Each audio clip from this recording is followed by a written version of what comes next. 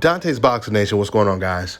So we just had the biggest fight of the year last weekend, Gervonta Tank Davis versus Ryan Garcia, and unfortunately for Canelo Alvarez, he has to follow that act. Canelo will be fighting next Saturday against John Ryder. The fight has very little buzz, which gives you a pretty good idea of how the pay-per-view numbers are going to look. Even when Canelo fought Bivol, he didn't even come close to selling out the arena.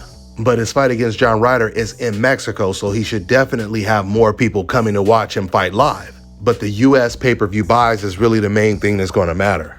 Which is what brings me to what Gervonta Tank Davis said when he was promoting the Ryan Garcia fight. Gervonta was asked, will he be the face of boxing after he beats Ryan Garcia? And Gervonta said he feels he's already the face of boxing. He said the only one that would come close to him would be Canelo, but he said Canelo is on his way out the door. And the only reason he's on his way out the door is because he was forced to step up in competition. Soon as he was forced to step up in competition, Canelo did what he always does, either lose or win in a controversial fashion.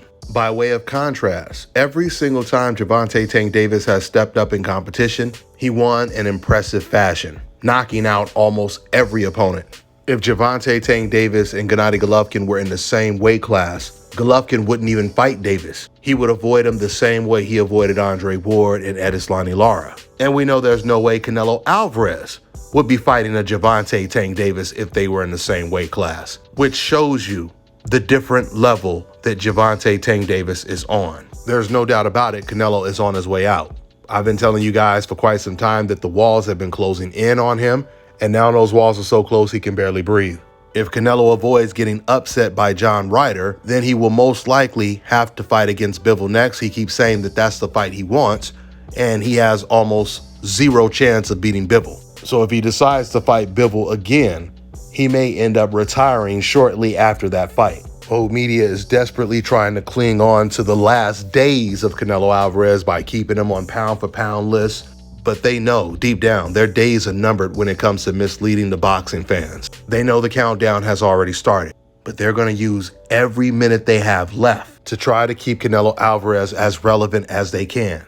And then as soon as Canelo Alvarez suffers another loss, they're going to jump to the next host, because that's what these race fans are. They're parasites. They did this with Chocolatito Gonzalez. They did it with Gennady Golovkin, Manny Pacquiao. They did it with Kovalev. They did it with Nonito Donaire. They did it with Lomachenko. They're about to do it with Canelo Alvarez. And then after Canelo, they're going to do the same thing with Inoue. And with them doing all of that, they're forced to acknowledge Gervonta Tank Davis is the face of boxing. And when Errol Spence versus Terrence Crawford is announced, that's going to be even more torture for the race fans, which is why they're praying deep down that that fight doesn't come to fruition. With that being said, I'm gonna go ahead and wrap this video up. That's all I got for now, guys. I'm on to the next one. Like somebody mentioned earlier, what do you feel when Canelo says that there's one guy that he likes to watch fight and that everybody should see fight? It's Gervonta Davis. I feel as though that means a lot. You know what I mean? That means that, it's about time for me to get back to the gym so I can work on some stuff so I can be able to continue to have people like that. You know what I mean? Just having somebody like Canelo or Top Dog like that actually speaking like about me, it means a lot. It makes me push harder to be great. All right, now check this out, guys. If you're looking to repair eczema scars, burns and bruises, dark spots and blemishes, fever blisters, diabetic ulcers, this right here is the perfect product for you guys. It's called LO Key Face and Body Oil. Athletes and top-ranking boxers, they're also using it after training to reduce swelling, inflammation, and to ease the pain. So get yours today. Go to lodekey.com, like them on Facebook, and follow them on Instagram.